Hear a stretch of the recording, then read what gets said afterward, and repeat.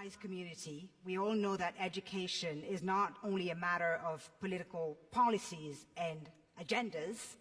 Sometimes all it takes is just one individual to make a difference.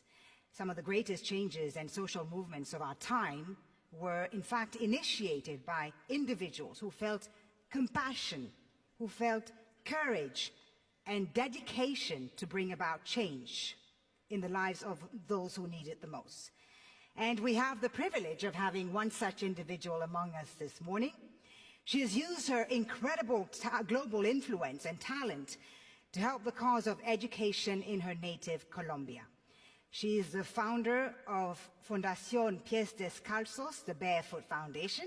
See, I got that right? Which provides access to quality education for displaced and underprivileged children in Colombia. Ladies and gentlemen, please join me in welcoming UNICEF Goodwill Ambassador and Grammy Award-winning artist, Shakira Mubarak.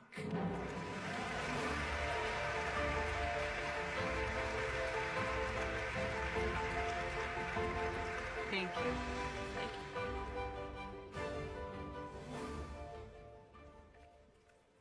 Shukran.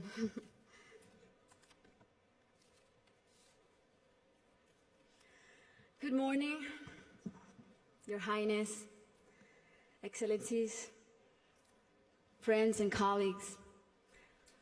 I would like to thank you for the opportunity to be here today. It's also an honor to join forces with Educated Child, an organization led by a woman who is an amazing role model, a woman who has shown such relentless dedication to getting every child in school.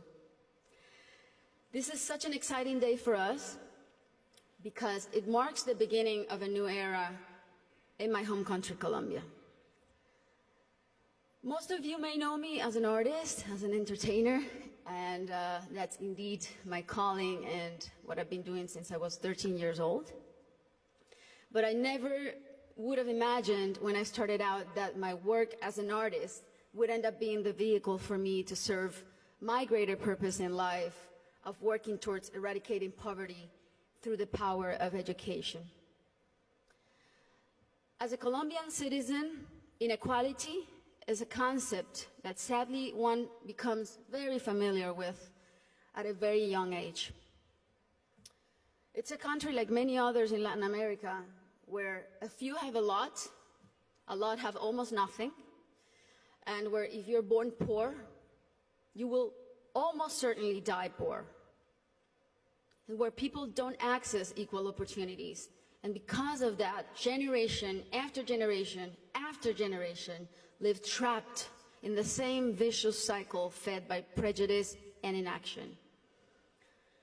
Growing up in my country when I was around 8 years old, I remember I saw kids my age who, instead of being in school, were already working in the streets, were barefoot in the park, kids like me, whose reality was completely different than mine, only because of the circumstances into which they were born.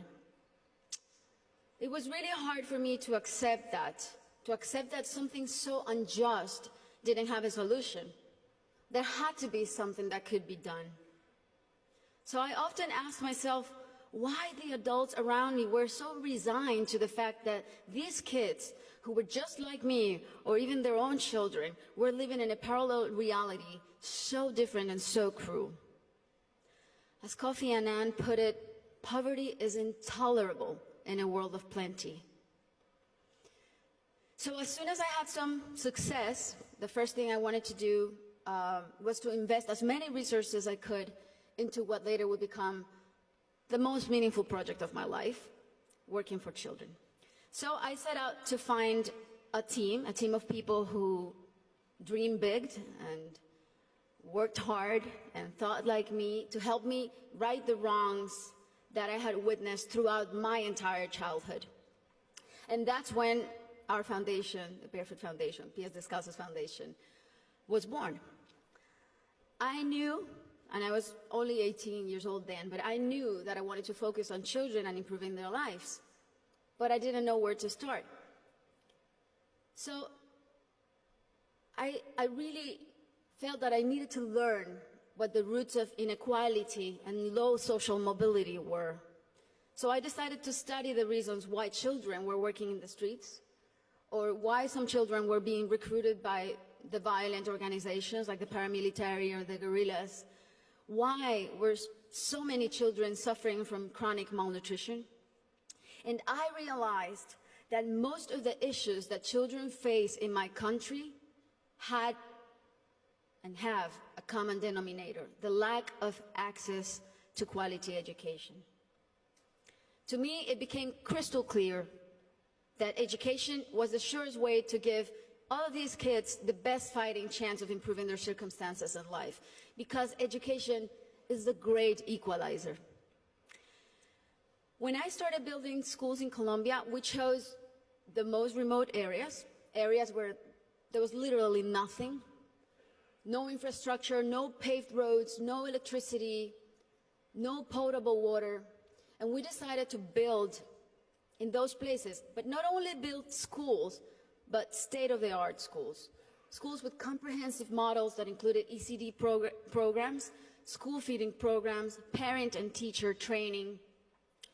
And another very important part is we decided to engage the government as a strategic partner, and made it nearly impossible for them to say no to doing their part by showing them results through our holistic model that really proved to work.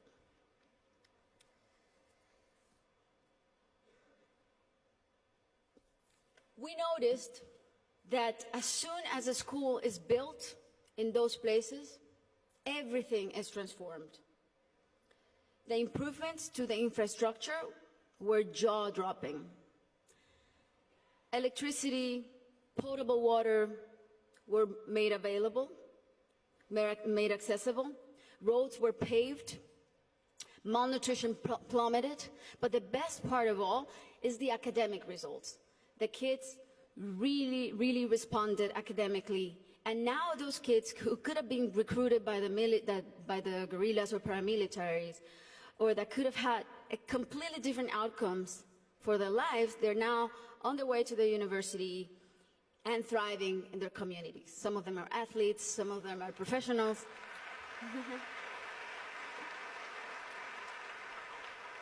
That's why it really is a thrill to work for education. That's why I'm so passionate about it, because I've really seen results that are as palpable as this podium. And seeing all these success stories that have a name and a last name has been one of the most rewarding things I've done in my lifetime, even more so than winning Grammys, I think. Now,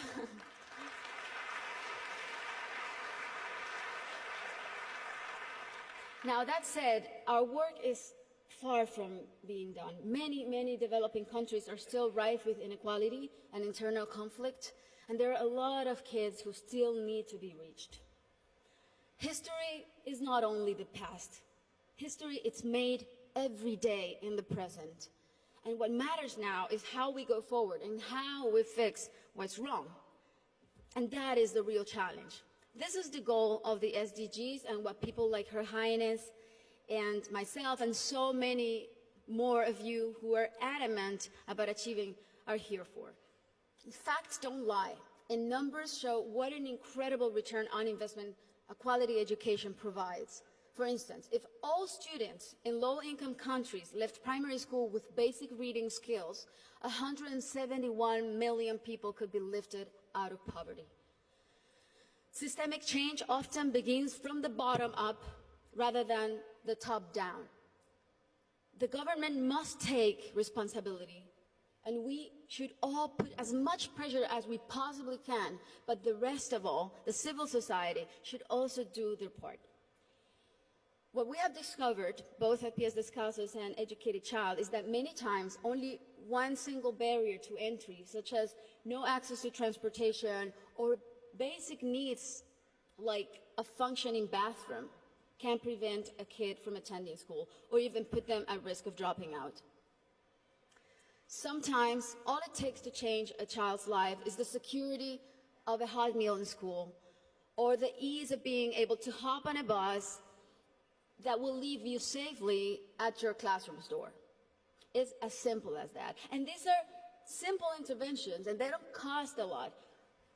The biggest effort really is in mapping the communities, in going door to door, searching for the out-of-school children, talking to the parents, talking to their families. Giving a name and putting a story behind these children is the first step to start rewriting their story. Over the next 3 years, we pledge to get 54,000 kids who are out of school or at risk of dropout into the educational system. Ultimately, more than 295,000 people will benefit from this project, including children, teachers, families, and community members. New schools and classrooms will be built. School kits and uniforms will be distributed. Children will be enrolled in school, feeding and transportation programs. Teachers will be trained in strategies and in how to identify those students who are at risk so they can receive psychosocial support. And we are extremely confident that this partnership is only the beginning and will be the model to replicate throughout my country until not a single child is out of school. This is our responsibility. Thank you. This is our responsibility to our children and our debt to fulfill for the generations to come. Thank you very much.